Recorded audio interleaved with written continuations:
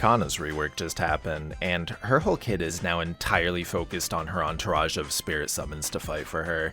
Gone is all of her direct party support, and now instead she focuses on buffing up all of her own summons. Gone are most of her direct skills too. Pretty much everything you do is through various summons you get at most job ranks, with a couple exceptions, like mobility and a couple attacking skills. She's still got massive power to the point where people are arguing if she's too good or not, but we're not here to debate that. We're here to learn about her skills, so let's jump right into explaining all of them. Kicking everything off with the new Link skill. Elementalism now gives 20% damage if you attack 40 times. Specifically, 40 attacks that land on enemies, not 40 lines of damage.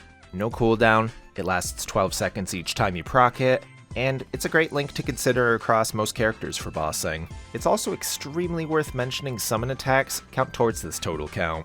Kanna gets quite a few summons that'll be attacking every so often when summoned, but her mainstay, Ride or Die, you get to use right from first job, is Oni. Demon Girl with a big spiked bat. Hell yeah. She's got a 1-minute cooldown, lasts for 55 seconds, and in addition to having a few of her own attacks, she also gives you this passive that periodically restores your health and mana, and gives a chance to restore health and mana whenever any of your summons land attacks. This gets upgrades throughout the next few job ranks for extra stats, damage, and passives. Spinning Strike is an attack you yourself have to use in order for your Oni to attack with it, and it's just a massive attack all around her, 12-second cooldown. This is an order skill, and all of your summons get one. Pressing down and an order skill makes the summon use said skill right in front of you, rather than wherever they end up being at the time of you using it. Also, now that we've unlocked our first spirit summon, I can talk about this gauge. It doesn't serve much of a purpose other than to display the remaining durations of your currently summoned spirits, corresponding to their colors. Currently, we only have Oni, this red bar. You can choose to ignore it, but it could also help as an on-screen indicator of what remaining duration your summons have left. This purple one is Tengu, which you unlock at third job. Her duration lasts for about half of Oni, being only 25 seconds, and still having a 1-minute cooldown. She has a passive that not only boosts all spirit boss damage, but also focuses on hefty amounts of IED with all of her attacks, some of which is also shared with your other summons. Her order skill is Shade-Fletched Arrow, and it's simply a big attack with a 30-second cooldown, dealing 50% extra final damage to the main target. Obsidian Feather gets an upgrade at 4th that adds a couple new passives. One that increases Shade-Fletched Arrow's damage by double at the cost of 5 extra seconds of a cooldown, and another that basically gives another use of Shade-Fletched Arrow for free when initially summoned. Your last big summon you unlock at 4th, this green bar on the gauge, is Orochi. She also only lasts for 25 seconds, but she instead has a 2-minute cooldown. She reduces damage taken by 30%, increases summon damage by 30% final damage, and focuses on poison attacks that stack. Accrue 10 of these poison stacks on enemies, and you'll do extra damage with Orochi's order skill, Execute. 30-second cooldown, and it does a ton of damage. Lastly, all of your summons have some shared affinity with each other via Shikigami Master. While your summons are out and attacking, even without order skills, you have a chance to refresh a use of another summon's order attack, even if they aren't currently summoned. Each summon can hold 2 stacks of these free order usages, called Resonance, and there's no cooldown on the Resonate skills. They're entirely separate from your order skills cooldowns. There's a few ways the game indicates you got a Resonance, corresponding to the proper color.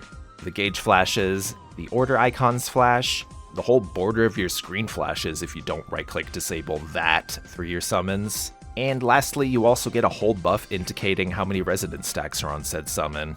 You also get a little bit of control over your summons if you ever needed it, through Order Standby, which makes all of them stop attacking entirely. 1-second cooldown, and it lasts until you disable it, or use any other order skill.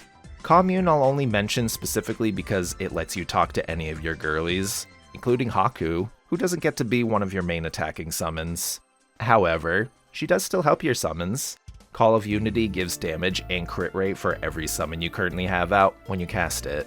20-second duration, 1-minute cooldown. So that's all your summons and everything they can do for right now. What about Kanna? What can Kanna do on her own? So her mobility is a basic mage teleport. and this extremely standard up jump that can't even be bound anymore for whatever reason, compared to her old one. Anyways, her main attack that upgrades throughout every job rank is Soul Shatter Talisman, and it very simply is just a spammable attack. Evil Zen Talisman is pretty much Kanna's only other non-summon attack she'll ever get. Attacks enemies around her, 8-second cooldown. She also gets this attack speed booster buff, obviously a whole load of various stat boosting passives every job rank, Maple Warrior and Heroes will, an iframe with a 3-second duration and 1-minute cooldown, a very basic bind, and Heart Wreck Talisman. It fires off a massive attack a set distance in front of you that does some damage, but more importantly debuffs all enemies hit by it, with a debuff that increases summon damage by 20% for a whole minute, 30-second cooldown. Now for hyper skills. Pulverizing Strike is an extra order skill, only for Oni. Big hitbox, big damage, 30-second cooldown.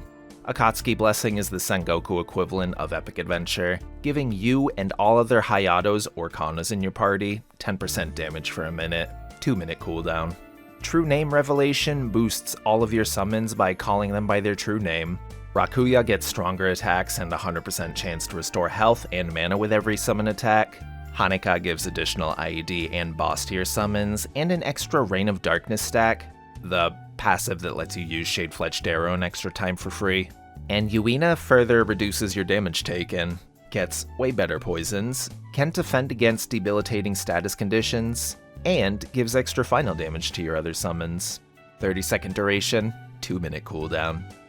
Hyper passives should come as no surprise. They're all for your summon girlies order skills, and all roughly give about the same thing. Since you'll be using all of them fairly equally, get roughly about the same thing on each. For Pulverizing Strike, you'll want Reinforce and Guard Break. For Shade-Fletched Arrow, Reinforce and Boss Rush. And for Execute, Reinforce.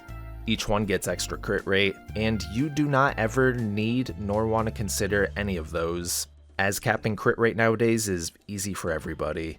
The only reason I can think of as to why you would pick Pulverizing Strike's Guard Break over Executes is because Oni will be out and attacking way more often than Orochi, and it's just a leftover point. Very easy. Every 5th job skill Kanna gets is all this new skill type, starting with the word Spirit, the first of which being Haku finally helping lend a hand in combat. Hakumen Kanmo Jubi roughly translates to white-faced, golden-haired Ten-Tails, which I'll be referring to here on out as just Haku. When you use Haku, she transforms and occupies your entire background, dealing constant damage to anything in sight.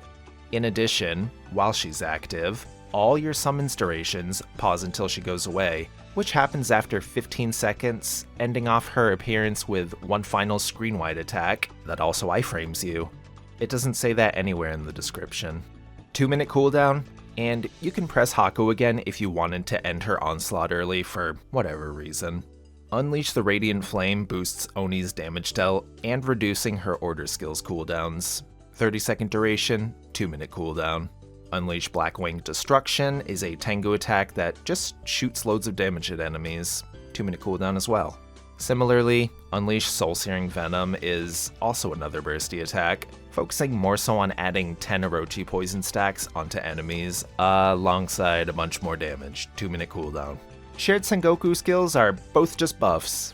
Princess Sakuno's Blessing gives final damage, and the ability to block one debilitating status condition every use. 20-second duration, 2-minute cooldown. Twilight Bloom gives flat attack, some crit damage, and reduces your damage taken for 40 seconds. 2-minute cooldown. Are you sick of 2-minute cooldowns? Good, cause there's not any at Shared Mage skills, haha. Mana Overload is a toggle that lasts forever either until you run out of mana or manually turn it off, and it just increases the damage on most of your attacks, at the cost of extra mana per every skill you cast. The cooldown portion only applies to the initial toggling on of it. Ethereal Form is another iframe. Pop it, become invincible for 3 seconds. 75-second cooldown, going down to 1 minute at max level. As for the order of what skills you should prioritize maxing out first, I'd say they're all equally useful and geared towards burst, but technically you get more out of Radiant Flame and Haku for both bossing and grinding, just because they last much longer. Can't really go wrong with any order though. 6th job for Kanna is mostly all just damage boosts. All your masteries just get tons more damage, and yep, my mouse is there because these skills have so much goddamn text. There's no major differences between the non-Hexa and Hexa versions of these skills outside of damage increases, with 2 exceptions. Hexa Heartwreck Talisman gains extra debuffed enemy damage the more you level it up, going from 20% to 30%, and on the 5th job skill boosts, Hexa Radiant Flame gains increased duration, up to 40 seconds at max level.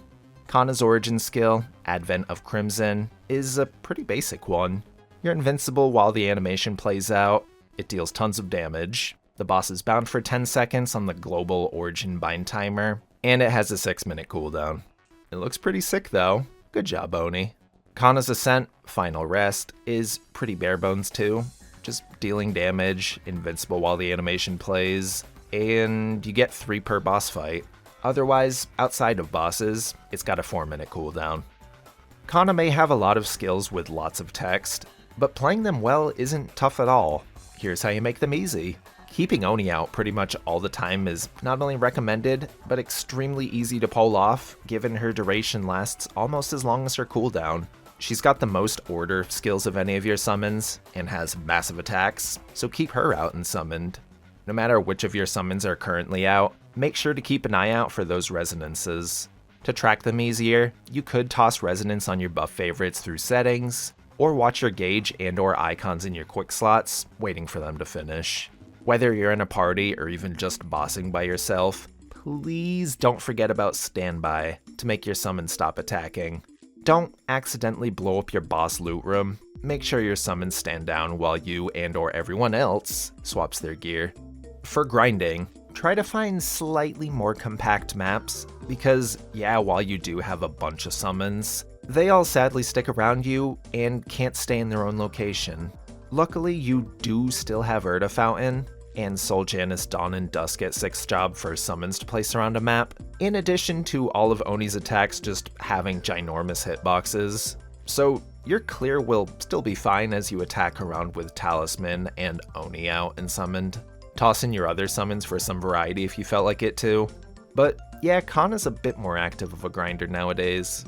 For bossing, when using Orochi for burst damage, the first immediate thought would be to use Soul Searing Venom directly into Execute for that extra 30% final damage from having 10 stacks on an enemy. However, don't do that, because it takes a second for the poison stacks to afflict the enemy. So try to wait either until you see the debuff on the boss itself, wait for the Soul Searing Venom animation to be finished, or just count to like 2 seconds in your head before popping Execute. Also, for even more damage, Heartwreck Talisman is there to give you bonus damage for all your summons attacks. During burst, don't forget that Haku extends your summons durations by an extra 15 seconds. That means Orochi and Tengu will last for up to 40 seconds, up from 25. Make use of their order skills whenever they either come off cooldown, or whenever they get resonance stacks. Really, all of Kanna's burst is just having you and your gang all collectively smacking down opponents. Let's get sequences out of the way. One for buffs with your attack speed booster, optionally any decent skills you wanted to use, and also maybe Oni, just because she's only ever going to have 5 seconds of downtime. She's your mainstay summon, so I just consider her a buff you'll always want out when possible. For a 2-minute burst, in addition to including all your summons for ye old WWE style SmackDown, you'll also just want to stuff in as many of your 2-minute cooldown buffs you can fit in there, and end all that off with an AB link, and optionally an Oz ring if you have one, ideally Ring of Restraint for your main burst. I'll also specify putting Summon Tengu before True Name Revelation, so you then immediately get 2 stacks of Reign of Darkness, meaning 2 guaranteed extra uses of Shade-Fletched Arrow. Speaking of off-burst, that'll just consist of any of your 1-minute buffs, like Oni and Tengu, AB Link, and Call of Unity. If you have it, a weapon jump ring would also be nice to use around here too. Here's how Link skills look.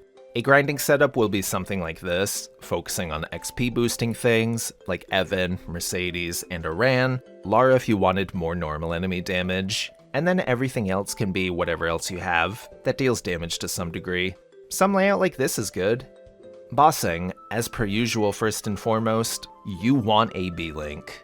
Everything else can be some mix or spread of anything that boosts your damage and or boss damage, like the Demon links or Mojuan and Arcs links. Explorer Mage and Thief links go together, with Mage debuffing enemies and Thief doing more damage to debuffed enemies, that sort of thing.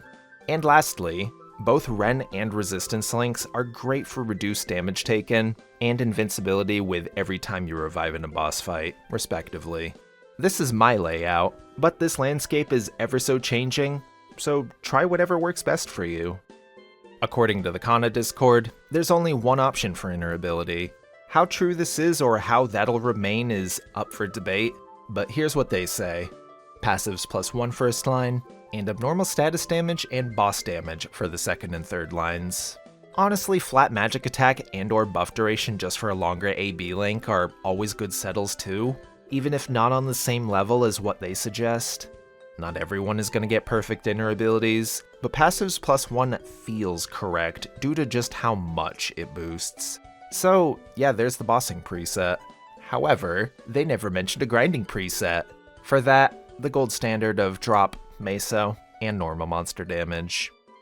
Trinodes are extremely easy. Get everything! Yep. 9 total Trinode options, and each Trinode gets boosted Hexa variants at 6 job. You can max out all 9 skills across 6 total Trinode slots, and the order of which you should prioritize doesn't really matter, since they're all things you'll be using throughout everything you do. Bursting isn't all that complicated. Start off by debuffing the boss with Heart Wreck Talisman, bind the boss right here if you're on binding duties, and then you can pop your main burst sequence.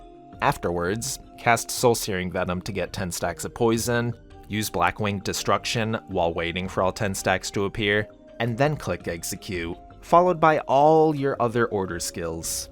Anytime they come off cooldown and or get a recharge thanks to Resonance, just keep hammering them. If you're fitting your burst within Ring of Restraint's 10-second window, you could pop the second cast of Haku early, but otherwise, just let it happen as it should. Feel free to attack with Soul Shatter Talisman as your summons are going to town on the boss, since that's just more free damage. But yeah, that's how you burst. Your off burst is practically identical, except without Haku, Soul Searing Venom, or Blackwing Destruction. As for Origin Burst, it's pretty much also the same as your main burst, but squeezing in the Origin right at the start instead of binding the boss normally. Extremely simple stuff. I will forever miss the chunky paintbrush aesthetic of old Kanna skills, but honestly, new Kanna as a class is pretty fun once you figure out what you need to do with all your summons, which is more or less just slapping your keyboard. A little more nuanced than that, but you can get by just fine doing that too.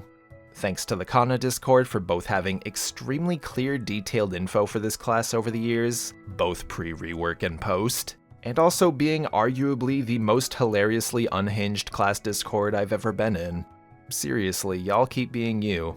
If you out there listened this far, thank you for watching my silly little videos I make, and if you haven't yet, consider subscribing to the channel if you wanted to watch more from me. Maybe like and comment if you felt so inclined. What class should I cover next? Mojuan? Yeah, I might do Mojuan. I haven't covered them yet. Until next time, that's all.